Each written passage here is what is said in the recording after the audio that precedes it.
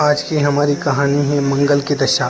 Please ऐसी ही video देखने के लिए हमारा चैनल सब्सक्राइब करें, लाइक करें और शेयर जरूर करें। धन्यवाद।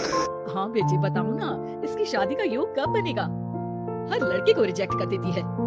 इतनी देर में आलिया भी जॉगिंग से घर वापस आकर उनके साथ ही बैठ जाती है। अरे आशीष भाई आप, मुझे सुबह से ही लग रहा था कि कुछ अपशगुन होने वाला है। देखिए आप आ गए। मुझे तो उस लड़के के लिए अभी से बुरा लग रहा है जिसे तेरे लिए कुर्बान होना पड़ेगा। बेचारा। वैसे आप इतने बड़े ज्योतिषी बन गए लेकिन अभी तक कुंवारे हो, क्या बात है? ग्रह योग नहीं बना रहे या कुछ और बात है?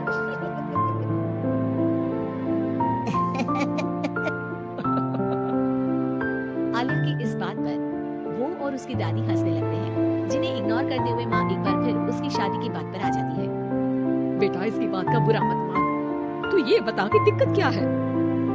अरे मौसी, सबसे बड़ी दिक्कत तो इसके जिद्दीपन की है, बाकी मंगल भारी है। जिद और स्वाभिमान में फर्क होता है। मेरी पोती नेक दिल, सेल्फ इंडिपेंडेंट लड़की है। ऐसे ही कुछ कॉम्प्रोमाइज करके कहीं भी शादी थोड़ी ना कर लेगी। माँ जी आपने ही इसे बिगाड़ कर रखा है। माँ, दादी और भाई की नॉन स्टॉप शादी वाली बातें सुनकर आलिया गुस्से में उठ खड़ी होती है। माँ, आपको पता है मैं इन सब चीजों पर बिलीव नहीं करती, फिर भी आप लोगों ने मिलकर घर को सर्कस बना दिया है। घर वालों को ये सब सुनाकर आलिया तैयार होती है ऑफिस के लिए निकल जाने को, जहाँ रास्ते में उसे एक छोटी बच्ची फूल बेचते हुए मिलती है। दीदी फूल खरीद लो ना, आज मेरी मम्मी का बर्थडे है।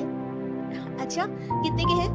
सिर्फ आपके लिए एक फूल 20 रुपीज। आलिया उस बच्चे से सारे फूल खरीदकर ऑफिस पहुंचकर उन्हें सब में बांट देती है।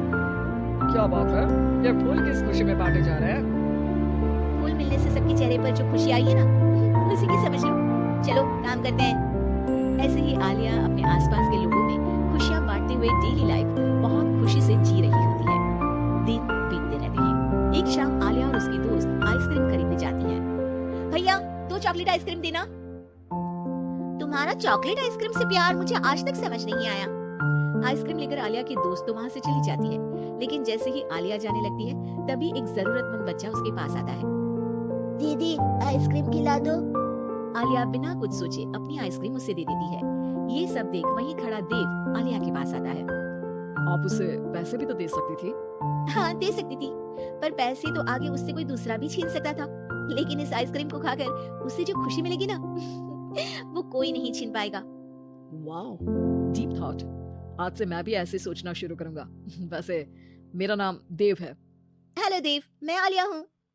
और इस तरह दोनों बातें करते हुए साथ चलने लगते हैं, जिसके बाद धीरे धीरे दोनों की बातें और फिर मुलाकातों का सिलसिला शुरू हो जाता है। इसी तरह कुछ महीने बीत जाते हैं। अब दोनों एक दूसरे को पसंद करने लगते हैं। मेरी मम्मी को उनके सोशल वर्क के लिए सम्मानित किया गया है, तो आज फैमिली डिनर में तुम भी आ सकती हो। अगर तुम्हारी मम्मी की गिफ्ट के लिए तुम मेरे साथ शॉपिंग चलोगी तो जरूर आऊंगी। दोनों शॉपिंग पर जाते हैं और रात को आलिया देव की मम्मी के लिए सुंदर लाल साड़ी लेकर डिनर पर पहुंचती है, जहां गिफ्ट देने और थोड़ी बात करने के बाद सब डिनर करने बैठते हैं। आंटी आपको साड़ी कैसी लगी? ठीक है, मतलब मैं एक सोशल वर्कर हूँ तो ज्यादातर सोबर कपड़े ही पहनती हूँ। डोंट वरी, मम्मी के इस स्पेशल मौके पर ये साड़ी जरूर पहनेंगी। इसी तरह बातें आगे बढ़ती हैं और डिनर खत्म होने पर आलिया घर वापस आती है, जिसके बाद से ही वो देव के साथ बात करना बंद कर देती है। ऐसे ही कुछ दिन बीत जाते हैं, जिसमें देव बहुत बार उसे कॉल और मैसेजेस करता है, लेकिन आलिया किसी का जवाब नहीं देती। क्या हुआ? सब कुछ तो अच्छा चल रहा था, फिर तुमने देव से बात करनी क्यों बंद कर दी? उसकी मम्मी को घर में बहू नहीं, नौकरानी का रिप्लेसमेंट चाहिए, जो मैं नहीं बन सकती। अरे इतनी जिद भी अच्छी नहीं, लड़कियों को थोड़ा कॉम्प्रोमाइज तो करना ही पड़ता है। तुम्हारे लिए देव से ज्यादा सूटेबल लड़का तुम्हें नहीं मिल सकता।